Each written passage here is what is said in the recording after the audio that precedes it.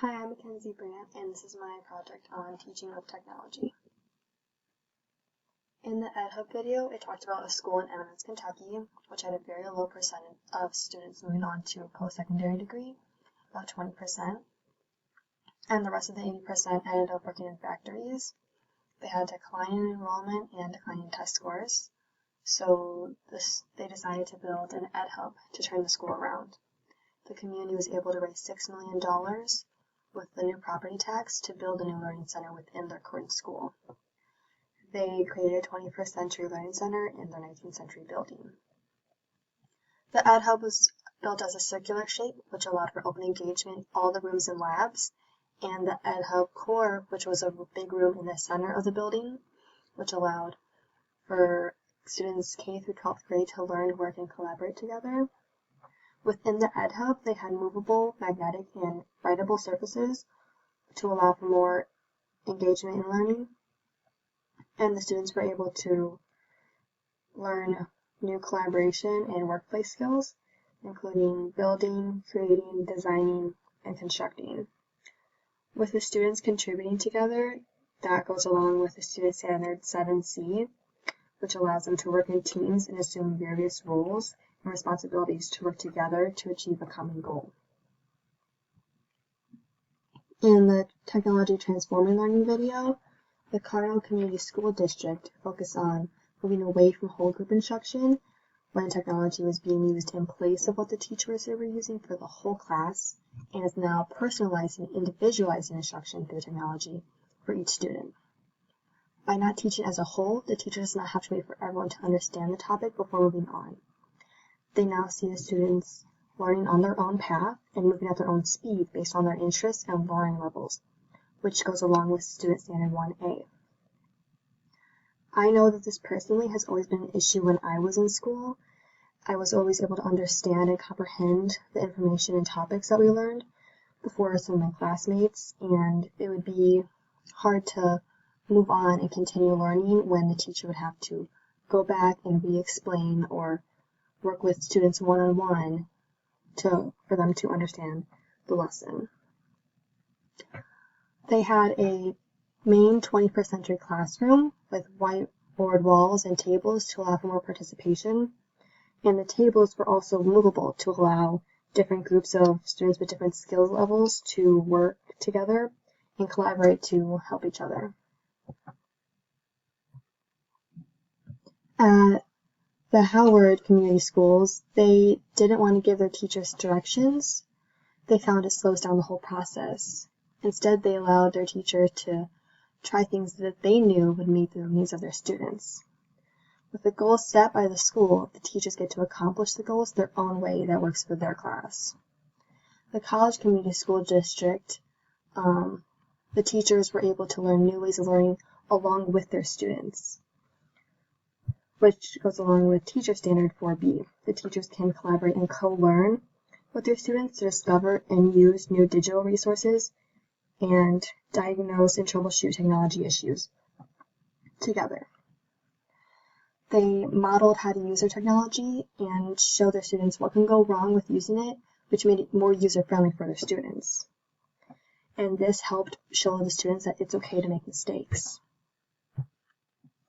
With the tech standard for students, with Standard 3A, students plan and employ effective research strategies to locate information and other resources for their intellectual or creative pursuits. There's not always hundreds of websites to look for research. When I was in school, especially in elementary school, we had to use books, and even in middle school, most websites and different programs were not always user-friendly, so it was just easier to go to the library and look up information there. It wasn't until high school or the end of middle school that online resources became more available and user-friendly. For 6A, students choose the appropriate platforms and tools for meeting their desired objectives for their creation or communication. And 7B, students use collaborative technologies to work with other students, including peers, experts, or community members, to examine issues and problems from multiple viewpoints. Today, there's so many tools and platforms to communicate with students and to collaborate when we work together on projects. I didn't always have those resources when I was younger, and most group projects were done in class and didn't really have an option for outside working together. But now in high school and in college, there's many ways to go like on Google and use their programs to work together with students, and it can all be done from home or on their own time. For the tech standards for teachers, 1C stay current with research that supports improved student learning outcomes, including findings from the learning sciences. It's always very important for teachers to find new ways of learning for their students and keep them engaged. For 2B, advocate for equitable access to educational technology, digital content, and learning opportunities to meet diverse needs of all students. Teachers need to make sure all their students are accommodated for with different ways of learning to help each student learn the way they need to. And 3D, model and promote management of personal data and digital identity to protect student data and privacy. By modeling how to use new technology, it will show their students that they could use it too, and that it's easy to use. Teachers also need to make sure that their students are being safe online, and having a talk or a discussion about privacy and data online is a good way to keep them safe, and so that they know what they need to share and what they can't share online. Some barriers to using technology: the lack of technology. It can be very hard for some schools to incorporate technology in every class if there are budget cuts. If a school isn't funded enough, there won't be enough money to buy computers or even iPads for students to use. Personal experience. Many teachers I knew grew up without using technology, and it was an obvious struggle in class when it was introduced. And even now, like as an adult, they still don't understand technology very well. And if the teachers aren't given the right tools to show and teach them how to use technology in certain programs, they won't be able to successfully integrate them in their classroom, which won't be a good way to teach their students. Fear. If teachers aren't comfortable with using certain types of technology in their classroom, they'll become scared and they often won't use it. They don't want to show that they don't know how to use it to their students. They don't want them to see that it's a struggle or something hard to do, so they often will opt out of using it.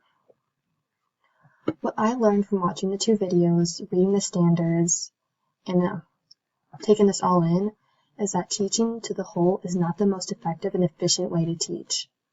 Many students learn in different ways, and they have their own learning styles, own learning abilities, and it's not okay to assume that one way of learning will work for the whole class.